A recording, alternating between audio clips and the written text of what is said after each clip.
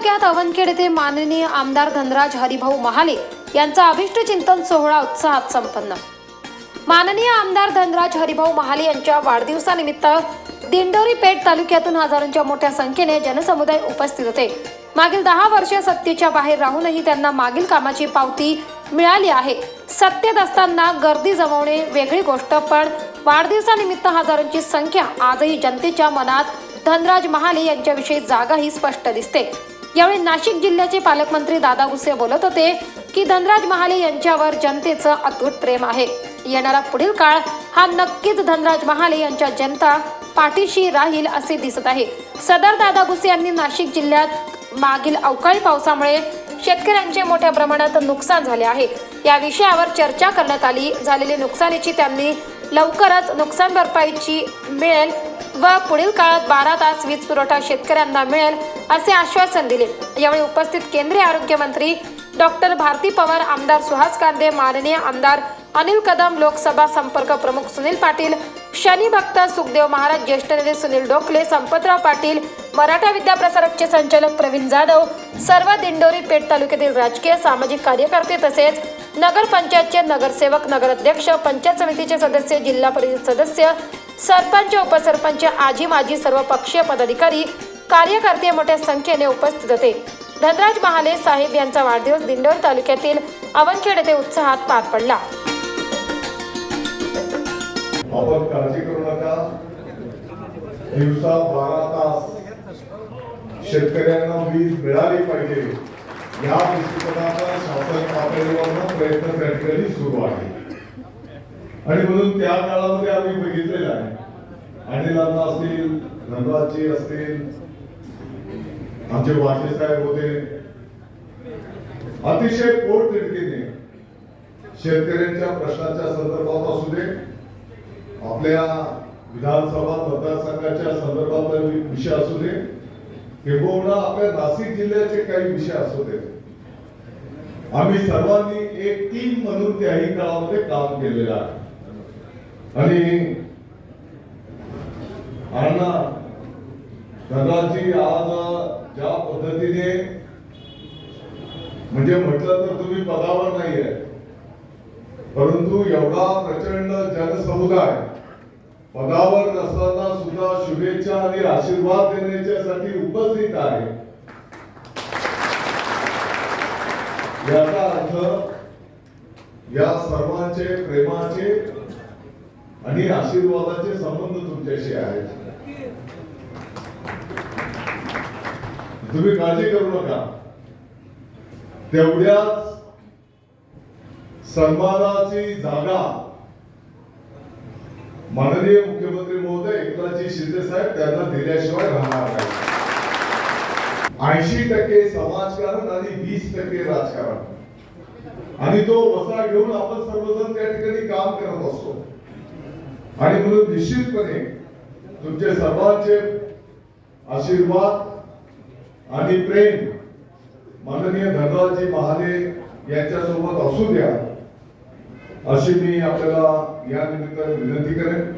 मला माहिती आहे की आज या ठिकाणी बोलत असताना मग कांदा उत्पादक शेतकऱ्यांचे काही प्रश्न आहेत। पाठीमागच्या काळामध्ये अवकाळी पाऊस, गारपिटीमुळे ज्या शेतकरी बांधवांचा मग द्राक्ष असतील, इतर पालेभाज्या असतील, ज्यांचं नुकसान झालेलं आहे त्यांनाही निश्चितपणे सरकारकडनं काही अपेक्षा आहेत। मला वाटतं की त्या काळामध्ये अवकाळी पाऊस, गारपीट झाल्याच्या नंतर दुसऱ्याच दिवशी निफाड दिंडोरी तालुक्याच्या भागामध्ये आपण भेट दिली, प्रत्यक्ष त्या ठिकाणी पाहणी केली। अगदी हातातोंडाशी आलेला द्राक्षाच्या संदर्भातला पीक शेतकऱ्यांच्या हातातून गेलेला आपण सगळ्यांनी त्या ठिकाणी बघितलेला आहे। मी आपल्याला आश्वस्त करू इच्छितो, तुम्ही काळजी करू नका। पर्टिक्युलर द्राक्ष उत्पादक शेतकरी बांधवांना जे रुटीन नियम आहेत त्याच्या पलीकडे जाऊन मदत दिली पाहिजे या भावनेतून सरकार पण त्या ठिकाणी विचार करत आहे आणि लवकरात लवकर शेतकरी बांधवांना नुकसान भरपाई त्या ठिकाणी दिली जाईल आणि शेतकऱ्यांना एक दिलासा देण्याचं काम त्या ठिकाणी केलं जाईल.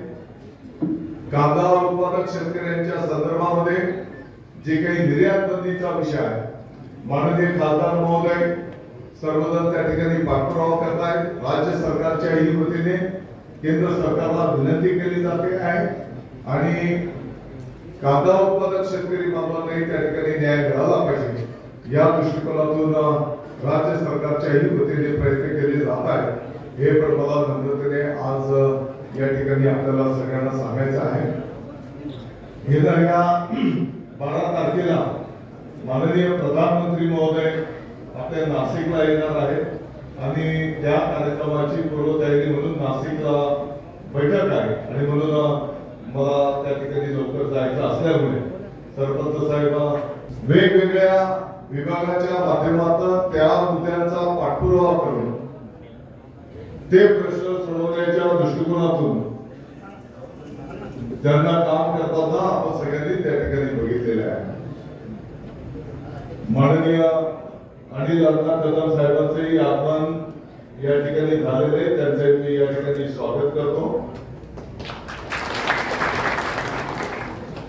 आणि म्हणून अनिल अण्णा पण आम्ही तेव्हा सोबत होतो सगळ्यांना.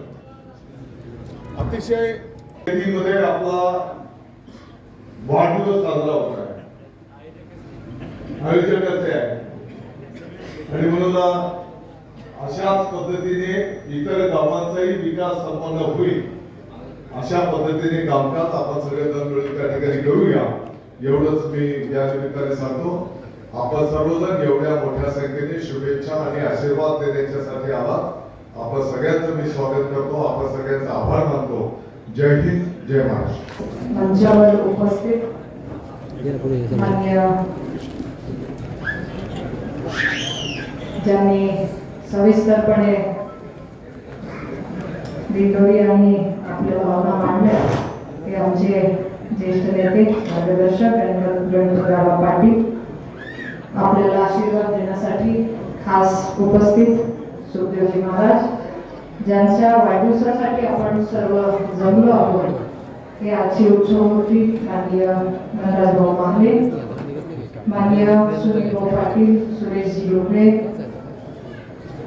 संपर्क काका गडगजे, आमचे जिल्हा परिषदेचे ज्येष्ठ बंधू प्रवीणभाऊ जाधव, आदर्श काम कसं करावं याचं उदाहरण देणारे नरेंद्रभाऊ जाधव, माननीय नगरसेवक नितीनभाऊ गांगुर्डे, सागरजी पगारे, नाना मोरे, कैलासभाऊ पाटील, वरदाप्पा वाघारे, रणजितभाऊ देशमुख, बाळासाहेब जाधव, विकासजी बुजाडे, देवाभाऊ वाघ, तुषारभाऊ वाघ, योगेशजी मातेरे, श्यामभाऊ बोडके, योगेशजी बर्गे, किशोरभाऊ ढगे, प्रशांत भाऊकड, पिंपळगाव बापूसाहेब पाटील, दत्तात्रयजी शेळके, दिगंबर भाऊ गीते, विठोबाजी फड, उपस्थित सर्वच सन्माननीय उपस्थित सर्वच मान्यवर, ग्रामस्थ आणि पत्रकार बंधू, सर्वात आधी तर आपण टाळ्यांच्या गजरात ज्यांचा वाढदिवस आहे त्यांना जोरदार टाळ्यांनी हार्दिक हार्दिक शुभेच्छा देऊ. तुमच्या प्रेमापोटी आणि समोर सर्व उपस्थित आहे शुभेच्छा देण्यासाठी. प्रत्येकाला तुम्हाला भेटायची इच्छा आहे, काहीतरी सांगायची इच्छा आहे, बोलायची इच्छा आहे आणि त्याच्यात आम्ही सगळे थोडा थोडा वेळ म्हणत म्हणत म्हणत आम्हाला येऊन मला वाटतं तासभर झालाय. वाढदिवस असा दिवस असतो की त्याची आपण प्रत्येक जण वाट बघतो. वाढदिवस प्रत्येकाच्याच आयुष्यात येत असतो आणि मग प्रत्येक वेळा वाढदिवसाला काय करायचं त्यांना गीताचा आपण एक संकल्प करत असतो. तुमचा वाढदिवस पण नवीन वर्षात नवीन पहिल्याच आठवड्यात तुमच्या संकल्पात कृती आहे. नवीन वर्षाचा पण आणि वाढदिवसाचा पण माणूस संकल्प घेऊन पुढे जातो आणि संकल्प केलाच पाहिजे.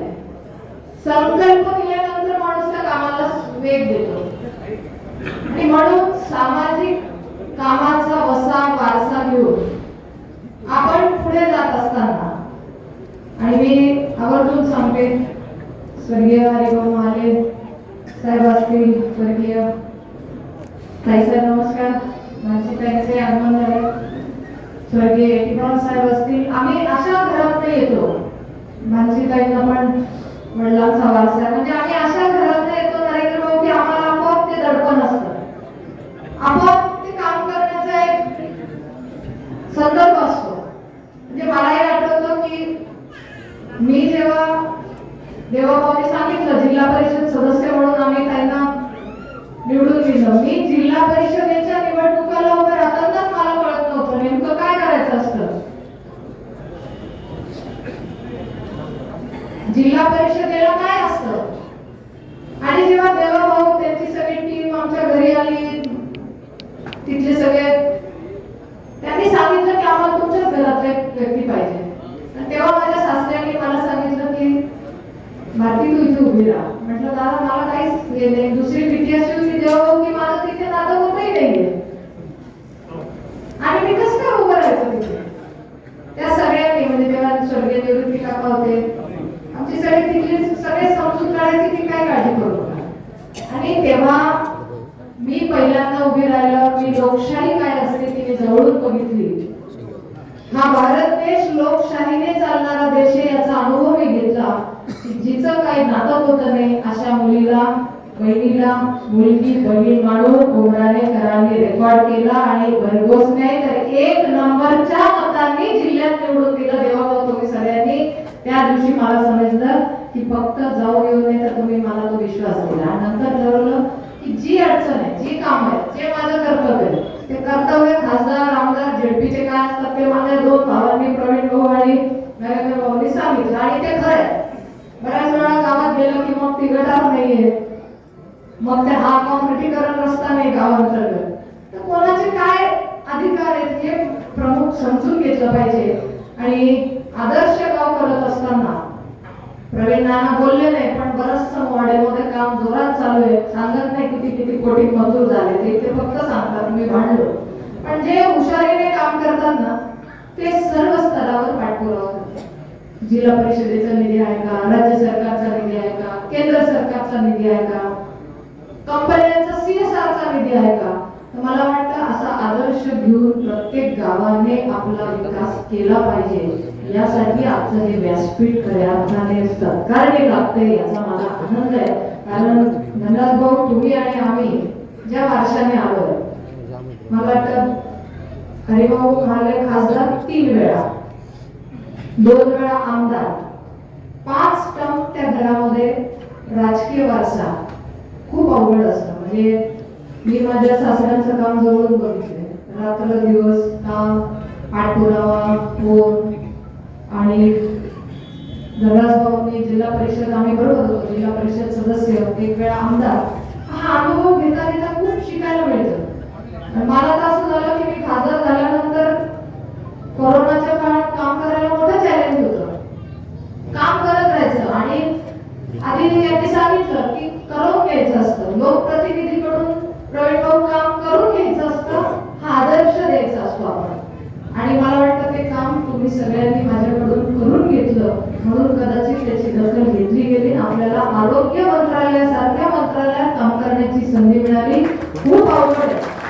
म्हणजे आधी मलाही वाटायचं बाबा मंत्रिपद काय भारी असतं, मंत्री झाल्यावर एकदम. संस्थापक छत्रपती शिवाजी महाराज, घटनेचे शिल्पकार डॉक्टर बाबासाहेब आंबेडकर, आपल्या महाराष्ट्र राज्याचे लाडके मुख्यमंत्री एकनाथ शिंदे साहेब, आमचे युवकांचे प्रेरणास्थान खासदार श्रीकांत शिंदे, आज ज्यांचा वाढदिवस आहे असे आमचे लाडके आमदार माननीय धनराज हरिभाऊ महाले, सन्माननीय व्यासपीठ, उपस्थित सर्व मान्यवर बंधू आणि भगिनींनो, सर्व राजकीय पक्षाचे जिल्हा अध्यक्ष, उपाध्यक्ष, तालुका अध्यक्ष, सर्वांना मानाचा मुद्रा. मित्रांनो, एकच सांगितले की 2009 ते 2014 जो भूतकाळ भविष्यातील जो विकास झाला तो माननीय आमदार धनराज हरिभाऊ महाले यांच्या माध्यमातून झालेला आहे. याचा साक्षीवंत उदाहरण मी आहे की पेठ तालुक्यामध्ये जर वाडी पाड्यावर वस्तीचा विकास झाला असेल तर तो महाले साहेबांच्या माध्यमातून झालेला असेल. खेड्यामध्ये कॉन्क्रीट रस्ता असेल, शासकीय आश्रमशाळा असेल, पश्चिम पट्ट्यामध्ये 2 भागात असा होता की तिथे एक पण रस्ता नव्हता, परंतु माननीय आमदार धनराज हरिभाऊ महाले यांच्या माध्यमातून PM जसवंतच्या माध्यमातून माऊली सर्व पेठ तालुक्याचा विकास केला.